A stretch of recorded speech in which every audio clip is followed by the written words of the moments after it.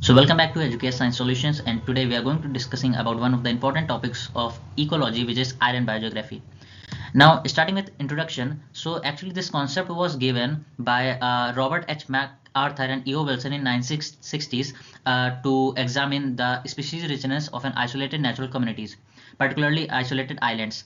So originally this theory was developed to explain the species area relationships in oceanic islands, like what were the factors that affect the species richness of an isolated island.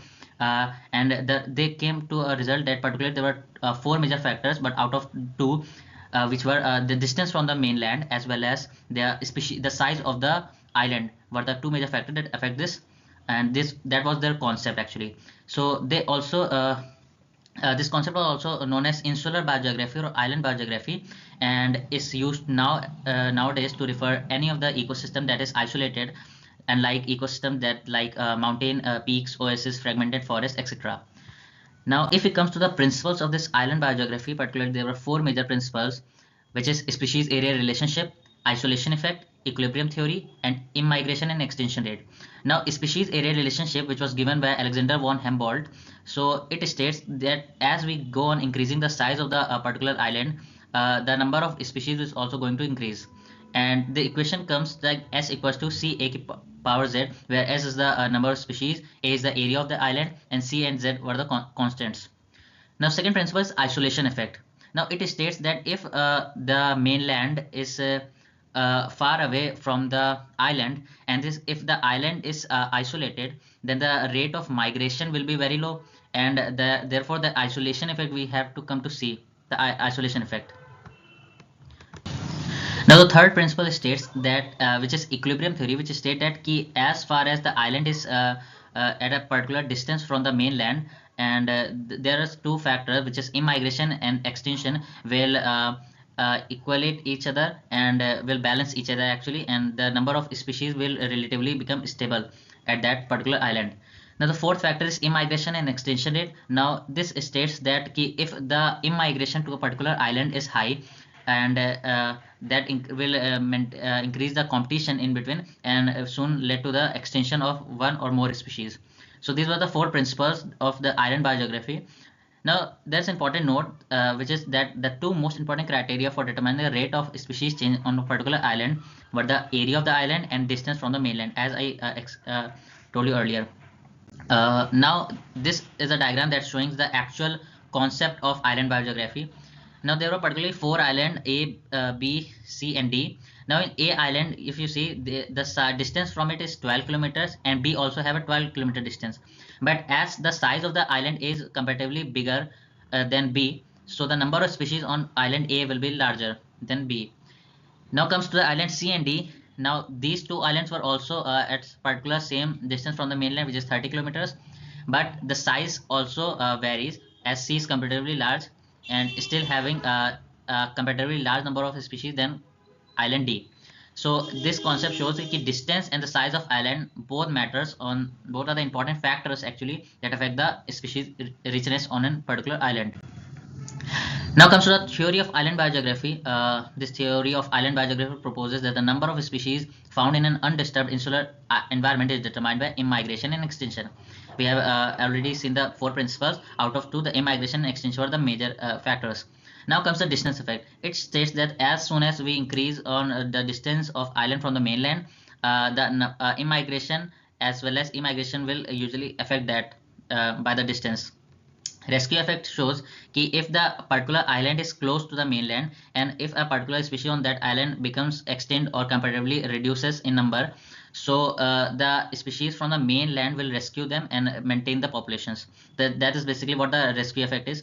Now comes the target effect. Now this states the species may actively target a particular island. Now what type of island the species will target is like the island which is closer to the mainland as well as comparatively large, so that it can provide all the available niches to them and all the resources that were necessary for their survival. Now this diagram show the distance from the mainland, and this diagram A will actually show the distance from the mainland. The island 1 is closer, so more species will immigrate to that island than comparative to island 2.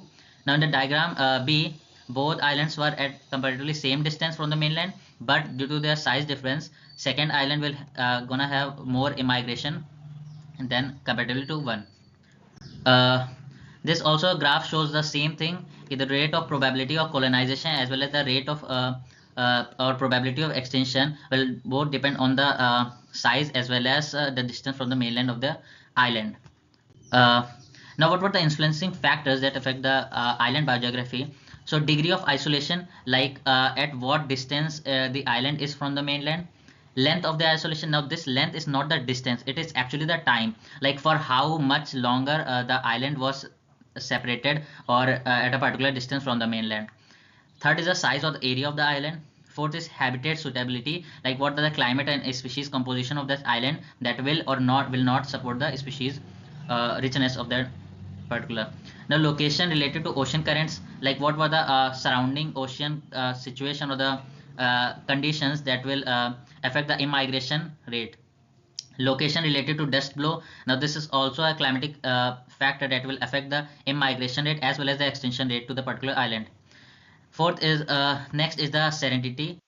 Now, this serendipity is particularly the luck or by chance that any species will find a particular island that will suit it, and it will the species will be able to increase their population size. Now, last factor is human activity, like what were the human if there is human activities going on or not going on the particular island, and that will automatically going to affect the species richness to the island. Now, what were the applications and implications of this concept? So this is particularly used for the conservation biology. Like we have to we understand what are the islands biogeography, what were its conditions that will help the species to survive on that island. So we will also able to conserve them to the particular island, which is in with a part of in situ conservation. Next is invasive species. Now, with this concept, we also learn about what type of invasive species this island will going to face, the native species will going to face, and that will may become the factor that affect the extinction rate to that particular native species. Next is the evolutionary dynamics. The island also serve as a laboratories that explain the evolution. Example, we see the Darwin finches. So that was also a concept explained by this Robert MacArthur's Island Biography. Now, thanks for watching, and if you like the video, don't forget to subscribe the channel and share with your friends. Thank you.